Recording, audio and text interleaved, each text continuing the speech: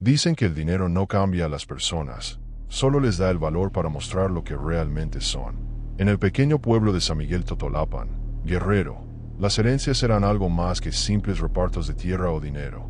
Eran un símbolo de poder, una forma de sobrevivir y dominar a los demás.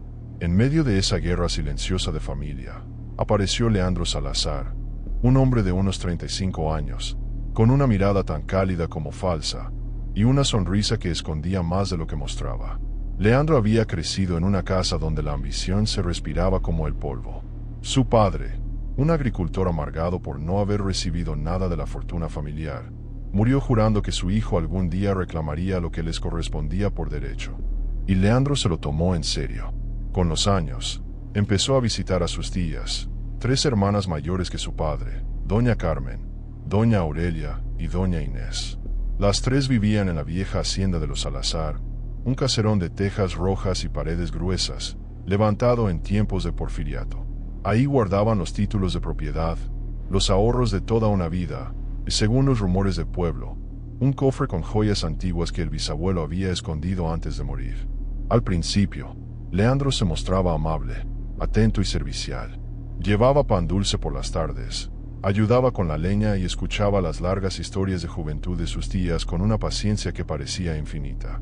Pero detrás de esos gestos había cálculo. Cada palabra, cada sonrisa, estaba medida. Su verdadero propósito era ganarse la confianza de las 3 mujeres, una por una. Carmen fue la primera. Era la mayor, la más dura, la que manejaba las decisiones familiares. Pero también era la más vulnerable. Había enviudado hacía años y se mantenía sola, cargando con la administración de la hacienda. Leandro lo sabía. Aprovechó los días de cosecha para acompañarla, hablarle de cómo podría modernizar las tierras, cómo podrían, entre ambos, devolverle el esplendor al apellido Salazar. Poco a poco, Carmen empezó a verlo distinto, no como al sobrino pobre que venía de la ciudad, sino como al hombre fuerte y decidido que le devolvía compañía a su soledad. Fue entonces cuando Leandro cruzó la línea. Una noche de lluvia, mientras revisaban unos papeles en el estudio, él le tomó la mano con delicadeza. Carmen, confundida pero halagada, no se apartó. Nadie más lo supo. Desde ese momento, ella quedó completamente bajo su influencia. Después vino Aurelia, la segunda tía. Ella era más dulce, más emocional y sobre todo, más fácil de manipular. Leandro la visitaba en las tardes, le llevaba flores y le recitaba versos que decía haber escrito para ella. La mujer, a sus 60 años, volvió a sentirse viva, y aunque sabía que era inapropiado, su corazón le ganaba a la razón. En cuestión de meses, Leandro se había convertido en su confidente y en algo más. Pero la tercera tía, Inés, era distinta. Religiosa, desconfiada, siempre lo miraba con recelo. Decía que había algo en el que le helaba la sangre, que su mirada no era de amor ni de respeto, sino de codicia. Leandro lo notó y decidió mantenerse prudente con ella. Sin embargo, sabía que mientras Inés estuviera viva, no tendría control total sobre la herencia. El pueblo empezó a murmurar. Las visitas constantes del sobrino, las sonrisas cómplices, las luces que quedaban encendidas hasta tarde en la hacienda. Pero Leandro no parecía preocuparse. Estaba convencido de que la historia le daría la razón, que la fortuna familiar, tarde o temprano, sería suya. Una noche, mientras cenaban los 4, Carmen anunció que había decidido cambiar su testamento. Dijo que Leandro la había ayudado como ningún otro familiar y que merecía ser parte de la hacienda. Aurelia la apoyó de inmediato. Inés, en cambio, se levantó de la mesa sin decir palabra. Sus pasos resonaron en el pasillo, firmes, duros, hasta perderse en la oscuridad. Leandro sonrió en silencio. Sabía que ya había ganado la mitad de la batalla, pero aún quedaba una pieza en el tablero, y esa pieza no iba a rendirse tan fácil. Esa noche, mientras la lluvia golpeaba los ventanales y el reloj marcaba las 11, Leandro se acercó a la habitación de Inés. Tocó suavemente la puerta. No hubo respuesta. Volvió a tocar, más fuerte. Entonces, la voz de la mujer se escuchó del otro lado, temblorosa pero firme. Sea lo que vienes, Leandro, y te advierto, el dinero maldito de esta familia se cobra caro. Él sonrió apenas. No se preocupe, tía, dijo con tono amable. Yo solo quiero lo que nos corresponde. Lo que nadie sabía era hasta dónde estaba dispuesto a llegar para conseguirlo. A veces, la ambición no se hereda, se contagia. Los días siguientes fueron tensos en la hacienda Salazar. Inés evitaba cruzarse con Leandro, y cuando lo hacía, su mirada lo atravesaba como si viera algo más allá de su carne. En cambio, Carmen y Aurelia parecían más felices que nunca.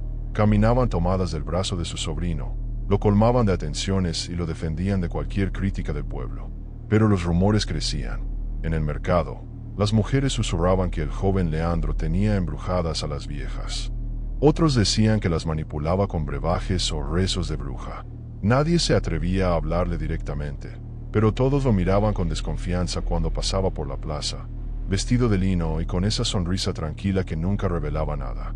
Leandro lo sabía, y no le importaba. Su siguiente paso era más calculado.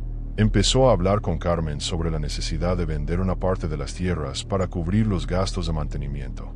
Lo hacía en voz baja, con tono de preocupación, haciéndole creer que pensaba en el bienestar de las tres. Pero en realidad, lo que buscaba era hacerla firmar los primeros papeles que lo vincularían directamente a las propiedades. Carmen, completamente cegada, accedió. Le entregó poder para representarla en ciertos trámites y lo presentó en el pueblo como su sobrino favorito.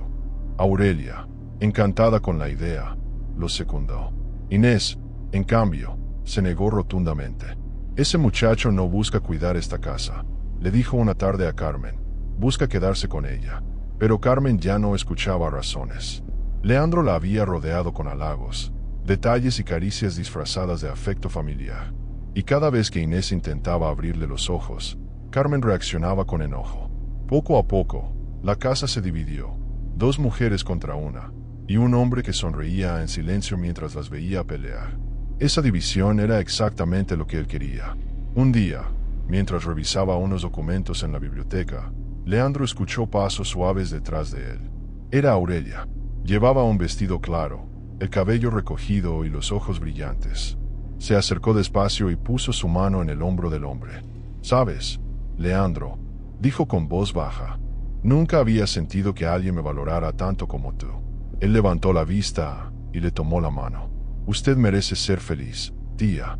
Sus palabras eran dulces, calculadas. «Nadie la ha entendido como yo».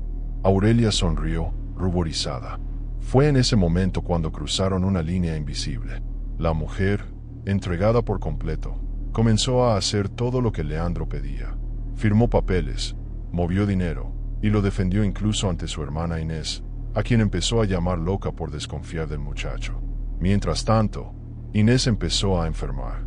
Al principio eran mareos y cansancio, luego fiebre y pesadillas constantes. Decía que en las noches sentía una presencia observándola desde la puerta, que alguien abría lentamente su ventana mientras dormía.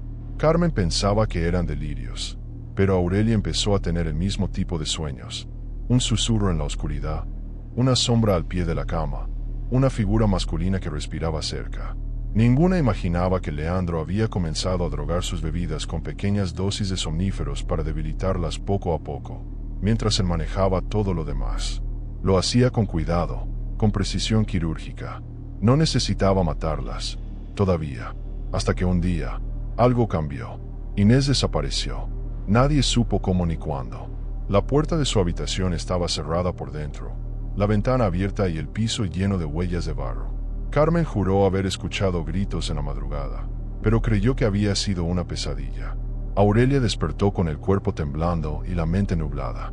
La policía local llegó, revisó el lugar y concluyó que probablemente había huido. Dijeron que, tal vez, su enfermedad mental la había llevado a marcharse sola. Nadie quiso investigar más, y Leandro, con una expresión de dolor perfectamente ensayada, se encargó de consolar a sus tías restantes. Pero en el fondo, sabía lo que había pasado, sabía lo que había hecho. Esa noche, mientras observaba el retrato antiguo de su abuelo en la sala principal, murmuró en voz baja: «No se preocupe, viejo, la fortuna Salazar volverá a su línea de sangre». Y por primera vez en años, sonrió de verdad. Una sonrisa que no era de amor ni de alivio, sino de triunfo. Afuera, el viento soplaba fuerte, como si la tierra misma se resistiera a lo que estaba ocurriendo. Pero ya era tarde. El plan de Leandro había comenzado, y nadie podía detenerlo. La desaparición de Inés dejó un vacío pesado en la hacienda. Carmen, aunque intentaba mantenerse firme, comenzó a mostrar signos de culpa. Se levantaba en las noches y hablaba sola, como si discutiera con alguien invisible. Aurelia, por su parte, se refugiaba cada vez más en Leandro. Lo buscaba para todo, para tomar decisiones, para acompañarla a misa, para dormir tranquila. Y él simplemente se dejaba querer. Pasaron los meses, y poco a poco, Leandro se fue convirtiendo en el verdadero dueño del lugar. El administrador de las tierras ya no consultaba con las tías. Los jornaleros le pedían instrucciones a él directamente. Todos lo veían como el nuevo patrón, pero había algo que lo perturbaba. A veces, al pasar frente a la habitación de Inés, juraba escuchar golpes suaves desde dentro, como si alguien rascara las paredes. Otras veces, el viento cerraba la puerta con un golpe seco, y Carmen decía que era la casa que extrañaba a su dueña. Leandro trataba de ignorarlo. Decía que eran supersticiones de mujeres, o el eco del viejo caserón. Sin embargo, algunas noches lo despertaban ruidos en el techo, como pasos lentos, pesados, que se movían sobre su cabeza. Se levantaba con el corazón acelerado, pero cuando salía al pasillo, todo estaba en silencio. Aún así, siguió con su plan. Sabía que Carmen tenía su testamento guardado en una caja fuerte dentro del estudio. También sabía que Aurelia tenía joyas antiguas escondidas en un baúl bajo su cama. Así que comenzó a sembrar desconfianza entre ellas. Una tarde, mientras Aurelia tomaba té en el patio, Leandro le dijo con tono de preocupación: «No quiero alarmarla, tía, pero Carmen anda diciendo que usted quiere vender la hacienda cuando ella muera». Aurelia lo miró confundida. «¿Cómo dice eso? Si yo la adoro». «Lo sé, tía, pero ya la edad la hace desconfiada. Me pidió que revisara su testamento. Creo que piensa cambiarlo». La semilla quedó plantada. Esa misma noche, Aurelia fue a buscar a su hermana para aclarar las cosas. Discutieron. Los gritos despertaron a los trabajadores, y al día siguiente, ambas dejaron de hablarse. Leandro observaba desde las sombras, satisfecho. Sin embargo, las cosas empezaron a salirse de control. Carmen comenzó a sufrir ataques de ansiedad. Decía que veía a Inés parada en el jardín, bajo el árbol grande. Aseguraba que la observaba desde lejos, con la ropa sucia de barro y los ojos vacíos. «Leandro, hijo», le dijo una noche con la voz quebrada, «¿tú crees que el alma de Inés esté en paz?». Él la abrazó fingiendo ternura. «Claro, tía, todo está bien. Solo necesita descansar». Pero en el fondo, el sudor le corría por la espalda. Esa misma madrugada, el ruido regresó. Golpes secos en la pared del estudio. Un susurro apenas audible que lo llamaba por su nombre. «Leandro». Lo escuchó claramente. Abrió la puerta, apuntó con la lámpara al pasillo, y nada. El viento entró de golpe, y con él, un olor a tierra húmeda. La sensación de estar siendo observado no lo dejó dormir. Al amanecer, fue al corral para despejarse, pero los perros ladraban furiosos hacia la vieja cisterna detrás del huerto. Leandro se acercó y vio algo que lo heló. El candado que él mismo había puesto allí hacía meses estaba roto. Y dentro, el agua tenía un tono oscuro, casi rojizo. Retrocedió. Su respiración se volvió corta. ¿Sería posible que alguien hubiera descubierto lo que hizo con Inés? No podía arriesgarse. Ese día, decidió acelerar las cosas. Convenció a Aurelia de que Carmen había cambiado el testamento a sus espaldas y que lo mejor sería adelantarse. La llevó a firmar unos documentos falsos, asegurándole que eran para proteger la hacienda. Aurelia firmó sin leer, confiada, enamorada. Por la noche, Leandro fue a visitar a Carmen con un vino que él mismo había preparado. Ella lo recibió con una sonrisa cansada. «Toma, tía», le dijo sirviéndole una copa. «Por los viejos tiempos, y por todo lo que me enseñó». Carmen bebió sin sospechar nada. Horas después, la encontraron muerta en su sillón favorito, con una expresión de paz en el rostro. El médico dijo que fue un infarto. Nadie dudó de eso. Nadie, excepto Aurelia, que empezó a tener pesadillas en las que veía a su hermana con la copa en la mano, murmurando una sola palabra: mentiras. Cuando un hombre aprende a mentir bien, ya no distingue entre verdad y pecado. La muerte de Carmen marcó un antes y un después en la vida de Leandro. Ahora, La hacienda era casi suya. Los trabajadores lo trataban como a nuevo patrón, y Aurelia, devastada, se refugiaba completamente en él. No pasaba un solo día sin que buscara su compañía, sin que lo llamara mi amorcito, convencida de que el cariño de su sobrino era lo único verdadero que le quedaba. Leandro fingía ternura, pero su mente estaba ocupada con algo más grande. Sabía que con Carmen fuera del camino, solo quedaba un último obstáculo, Aurelia. Y una vez que ella desapareciera, nada ni nadie podría disputarle la herencia. Durante semanas fingió ser el consuelo perfecto. La acompañaba al panteón, le preparaba té, le leía en voz baja por las noches. Pero dentro de él crecía una impaciencia silenciosa, casi enfermiza. Veía el cofre donde Carmen guardaba los papeles de la hacienda, la caja fuerte donde reposaban las escrituras, y cada día se convencía más de que el destino le estaba dando la razón. Los Salazar le pertenecían. Una tarde, mientras caminaban por el corredor, Aurelia le tomó la mano y le dijo algo que lo congeló. Leandro, Carmen vino a verme anoche. Él se detuvo, intentando ocultar su incomodidad. ¿Cómo dice eso, tía? En mi sueño, susurró ella. Estaba parada frente a mi cama. Tenía el rostro pálido, y sus ojos me miraban como si me odiara. Me dijo que tú no eras lo que aparentas. Leandro soltó una risa leve, fingiendo calma. Solo fue un mal sueño, tía. Está muy nerviosa por lo que pasó. No, Leandro. Aurelia lo miró con tristeza. No fue un sueño. Yo la sentí. Estaba ahí, respirando junto a mí. Por primera vez en meses, el hombre sintió un escalofrío real, pero enseguida recuperó el control. La abrazó, la tranquilizó y la llevó a su habitación. Cuando ella se durmió, él se quedó observándola largo rato, en silencio. Su respiración era lenta, inocente, y él pensó que ya era hora. Esa noche, volvió a preparar una mezcla parecida a la que usó con Carmen, pero esta vez más fuerte. El veneno era casi indetectable. Lo disolvió en el vino y lo dejó sobre la mesa. Sin embargo, cuando regresó al cuarto de Aurelia, la mujer ya no estaba. La buscó por toda la casa hasta encontrarla en el jardín, de pie, bajo el árbol donde Carmen decía haber visto a Inés. Llevaba el camisón puesto, el cabello suelto y los pies descalzos sobre el pasto mojado. Tía, ¿qué hace aquí?, le preguntó Leandro, acercándose despacio. Aurelia no respondió. Miraba hacia el vacío. ¿No lo ves?, dijo con voz ronca. Está ahí. Inés está ahí. Y Carmen también. Me están esperando. Leandro trató de sujetarla, pero ella se apartó. Ya lo sé todo, Leandro. Carmen me lo dijo. Tú lo hiciste, ¿verdad? Tú las mataste. El silencio fue helado. El viento sopló con fuerza y movió las ramas del árbol. Por primera vez, el hombre no supo qué decir. Entonces, Aurelia corrió hacia la casa. Gritaba el nombre de su hermana. Pedía ayuda. Tropezaba con los muebles. Leandro la alcanzó antes de que llegara a la puerta principal. La tomó del brazo con fuerza. Cálmese, tía. Va a despertar a los trabajadores. Eres un monstruo, gritó ella, intentando zafarse. Te voy a denunciar. Voy a decirle a todos lo que hiciste. El pánico se apoderó de Leandro. En un impulso, la empujó.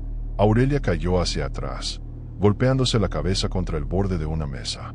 El sonido seco del impacto fue suficiente para helarle la sangre. Por un instante, todo quedó en silencio. Luego, el cuerpo de la mujer se desplomó sin vida. Leandro cayó de rodillas, jadeando.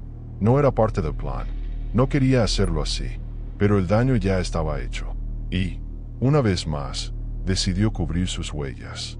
Arrastró el cuerpo hasta el mismo lugar donde había escondido a Inés, bajo el viejo árbol del huerto. Cavó con las manos hasta que los dedos le sangraron y la enterró ahí, rezando en voz baja para no perder la cordura. Cuando terminó, el amanecer comenzaba a pintar el cielo de naranja. La hacienda estaba en silencio, pero algo se sentía distinto, como si la tierra misma respirara bajo sus pies.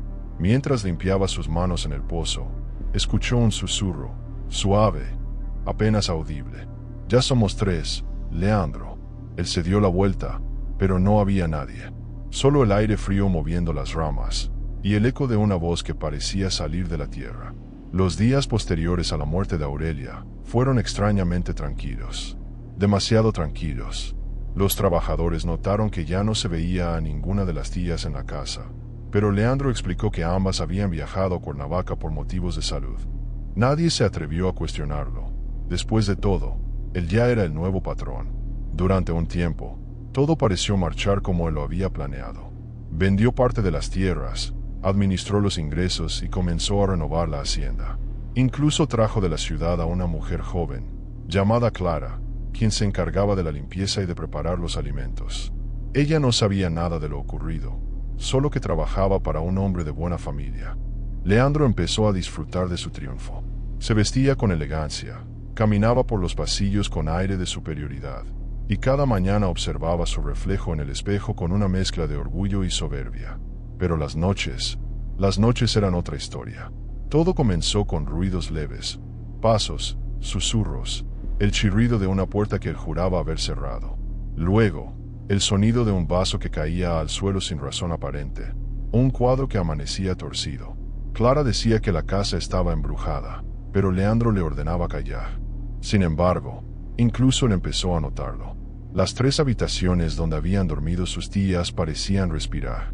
El aire dentro era más frío, y a veces, cuando pasaba cerca, sentía un olor a tierra húmeda, el mismo olor del árbol donde las enterró. Una noche, el insomnio lo venció. Bajó al estudio a beber un poco de vino, y al encender la lámpara, vio algo que lo hizo soltar la copa. Sobre el escritorio, estaban las 3 copas antiguas de cristal, las que usó para brindar con cada una de ellas. Estaban limpias, brillando bajo la luz tenue, como si alguien las hubiera colocado allí intencionalmente. El corazón le golpeaba el pecho. Nadie más sabía de esas copas. Nadie. Trató de convencer a su mente de que todo era una coincidencia, que Clara las había encontrado en algún mueble. Pero cuando fue a buscarla, la mujer dormía profundamente en el cuarto del servicio. La respiración tranquila, el sueño pesado. Leandro volvió al estudio y las copas ya no estaban. El miedo comenzó a mezclarse con la paranoia. Durante los siguientes días, el hombre apenas comía o dormía. Se encerraba a revisar los papeles de la hacienda, murmurando para sí mismo que todo había valido la pena, que él no había hecho nada malo, que solo había tomado lo que le correspondía. Pero en el fondo, algo se quebraba lentamente. Una madrugada, despertó con un grito ahogado. Había soñado con Carmen, Aurelia e Inés, las 3 juntas, vestidas de blanco, mirándolo desde la entrada del cuarto. Decían su nombre al unísono, con voces huecas, deformadas. Leandro, Leandro. Se levantó empapado en sudor, y lo primero que vio fue la ventana abierta. Afuera, el árbol se movía con violencia, a pesar de que no había viento. Salió con una lámpara en la mano, decidido a comprobar que todo era producto de su mente. Pero cuando llegó al huerto, la tierra bajo el árbol estaba removida, como si alguien hubiera escarbado durante la noche. Cayó de rodillas. Las 3 cruces improvisadas que había hecho con ramas ya no estaban. De pronto, un trueno retumbó en el cielo. La lluvia comenzó a caer con furia, y en medio del aguacero, entre los relámpagos, juró ver 3 figuras femeninas acercándose desde el borde del terreno. Caminaban lento, con los rostros cubiertos de lodo y las ropas desgarradas. «No existen», gritó Leandro. «No existen. Maldición». Corrió hacia la casa, tropezando, empapado, con el miedo mordiéndole los huesos. Entró cerrando la puerta con fuerza, y al voltear, vio las huellas. 3 pares de huellas marcadas en el suelo de la entrada, húmedas, recientes. Se encerró en su cuarto, bloqueó la puerta con un mueble y se quedó temblando en la oscuridad. Afuera, las pisadas subían las escaleras. Lentamente, cada paso sonaba como un golpe de martillo en su cabeza. «Leandro». La voz era clara, nítida, como si alguien estuviera justo al otro lado de la puerta. Él contuvo la respiración. El pomo se movió. Una vez, 2 veces.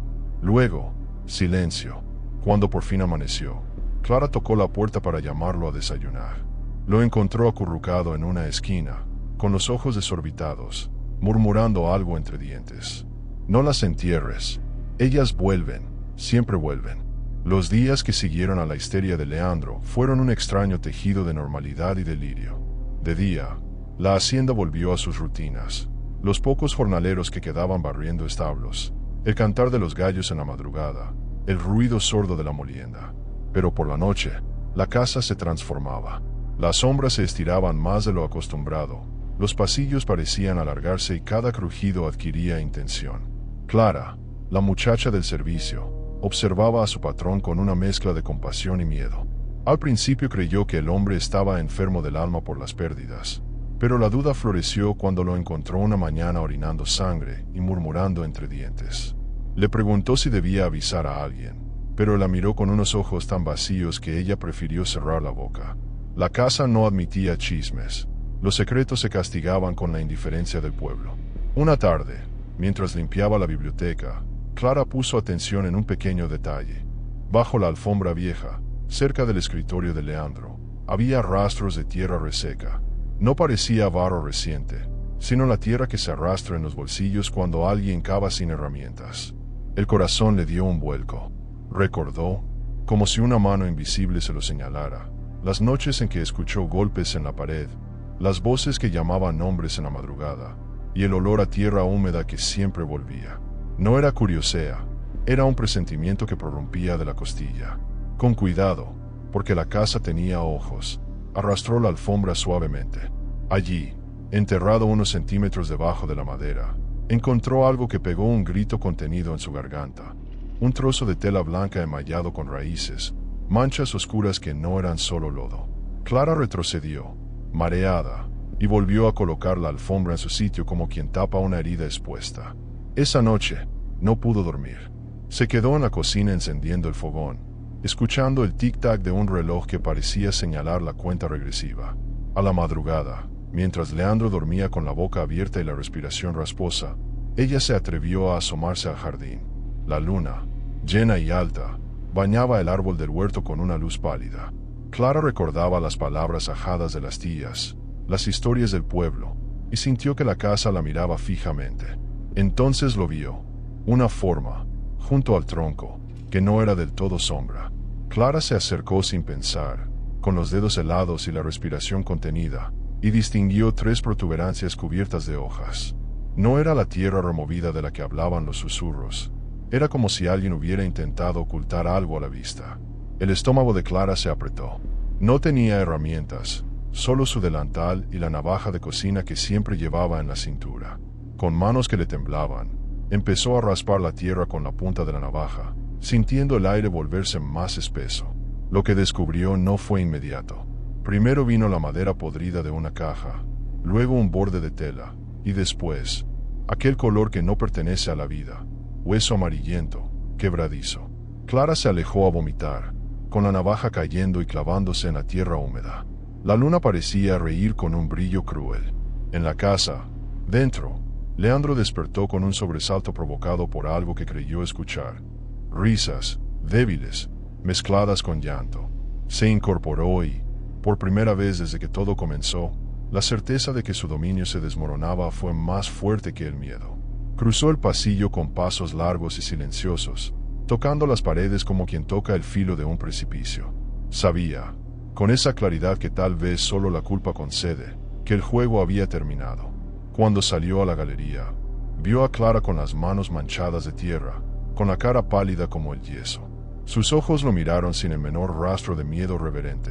Había ahí algo más, una resolución fría. «Señor Leandro», dijo ella en voz baja, que parecía retumbar en el patio. Encontré algo». Él sintió como todo dentro de sí se ponía tenso, como un arco listo para soltar una flecha. Pero la flecha fue otra cosa, no un insulto, no una acusación dramática, un pensamiento práctico, mecánico, sacado de la urgencia de sobrevivir. Tenía que ocultarlo, tenía que hacer que nadie lo supiera. Antes de que pudiera formular una mentira, un ruido vino desde el camino, voces apagadas, como un murmullo de hojas que se arrastra. Al principio no comprendió. Luego distinguió pasos, lentos, varios rostros alumbrados por linternas que se acercaban hacia la hacienda. No eran trabajadores, eran figuras del pueblo con el cuchicheo de los que vienen a ver el mal con el que ya imaginaron pactar la noche. Clara lo miró, y sin decir nada, se inclinó hacia un costado, como protegiendo algo con su cuerpo. Leandro juntó las manos, dando gracias en silencio por el tiempo que aún le quedaba para arreglarlo todo. Sus ojos se clavaron en el árbol donde las sombras parecían casi humanas. Cuando la primera voz, esa que conoces cuando el rumor se torna certeza, pronunció su nombre desde el sendero, el hombre sintió que la tierra se abría bajo sus pies. Leandro Salazar, dijo el que iba adelante, con la lámpara señalando su figura. Venimos por respuestas. Y en el instante justo antes de que él respondiera, la noche le mostró otra cara. Una figura blanca que cruzó como un soplo frente a la entrada de la casa. Clara gritó. Los hombres de la aldea se detuvieron. Las linternas trazaron líneas temblorosas en el huerto. Leandro tragó saliva. No había honor ni plan que resistiera esa intersección. La sospecha del pueblo, la prueba enterrada, y algo que ya no era de este mundo, que iba a reclamar lo suyo. Se acercó a la puerta, consciente de que cualquier palabra podía ser la última forma de negación que le aceptaran. Por fuera, el viento, o lo que fuera que moviera las ramas, se llevó un eco que parecía una risa. Por dentro, la casa contuvo el aliento. El silencio que siguió a ese llamado fue tan espeso que ni el viento se atrevió a atravesarlo. Leandro permaneció quieto, con la mirada fija en las luces que avanzaban desde el camino.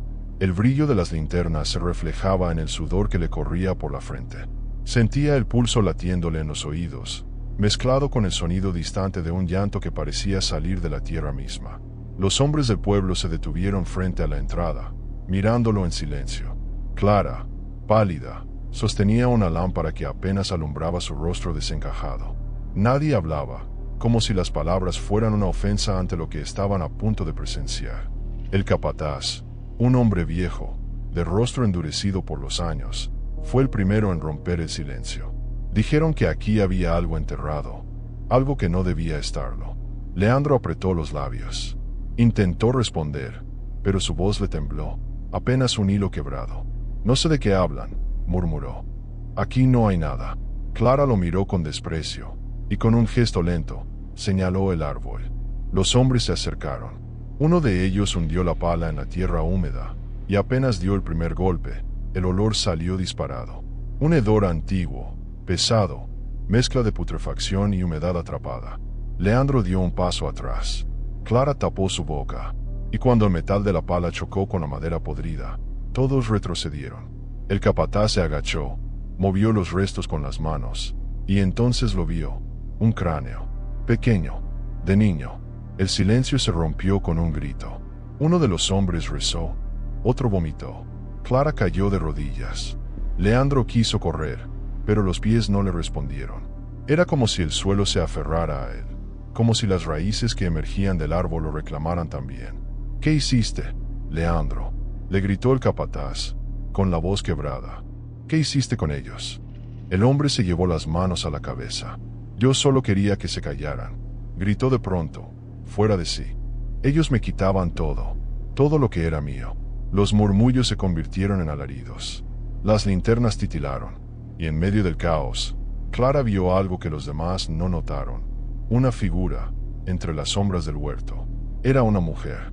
Vestía de blanco, pero su ropa estaba quemada, pegada a la piel como si aún ardiera. Caminaba lentamente hacia Leandro, con los ojos brillando de un rojo profundo, casi líquido. Clara retrocedió, paralizada. Los hombres también la vieron, y el miedo se volvió un solo cuerpo. La figura avanzó sin ruido, atravesando la bruma, mientras el fuego invisible comenzaba a encenderse en las ventanas de la hacienda. Las llamas parecían surgir de la nada, como si la casa recordara su propio infierno. Leandro gritó. Intentó correr, pero tropezó con las raíces del árbol, cayendo de bruces frente a la fosa. Cuando levantó la vista, ella estaba ahí, a unos centímetros. El aire se volvió denso. El fuego iluminó su rostro, revelando lo que alguna vez fue amor, traición y dolor fundidos en una misma mueca. Ella no habló, solo extendió la mano y lo tocó en el pecho. El grito que salió de Leandro no fue humano. Fue un rugido, un lamento que arrastró polvo y ceniza. El fuego lo envolvió en segundos, pero no quemaba la carne, la desintegraba. Los hombres huyeron despavoridos. Clara cayó de espaldas, y en cuestión de un parpadeo, la figura y el hombre se desvanecieron en el aire, dejando solo el eco de una risa que no pertenecía a los vivos. Cuando el amanecer llegó, el fuego se había apagado por sí solo. No quedaba más que humo, ceniza, y el árbol, negro, calcinado hasta la raíz. Clara fue encontrada días después, caminando por la carretera rumbo a Tixla, descalza y con la mirada vacía. Dijo que la casa había desaparecido, que el fuego se la tragó por dentro, como si nunca hubiera existido. Nadie le creyó, pero cuando regresaron con las autoridades, encontraron solo ruinas carbonizadas y tierra removida. Ninguna señal de Leandro, ningún cuerpo. Pasaron los años, y el terreno fue abandonado. Sin embargo, los campesinos aseguran que, en las noches de octubre, el aire huele a humo y caña quemada. Y si te atreves a acercarte demasiado, puedes escuchar una voz masculina susurrando entre los árboles. No era por dinero, era por lo que me quitaron. Dicen que es el alma de Leandro, condenado a revivir la noche en que todo terminó, y que la mujer vestida de blanco todavía espera, pacientemente, entre las ruinas de la hacienda. Porque hay lugares donde el pecado no se entierra, donde la tierra misma se encarga de recordar. Y si alguna vez vas por los caminos de Guerrero y ves una luz parpadeando entre los cerros, no te acerques. No importa que tan curiosa sea tu alma. Algunas historias, como esta, no buscan ser contadas, buscan ser continuadas. Si llegaste hasta aquí, quizá la historia te eligió a ti también. Nos veremos en la próxima, si es que te atreves a escucharla.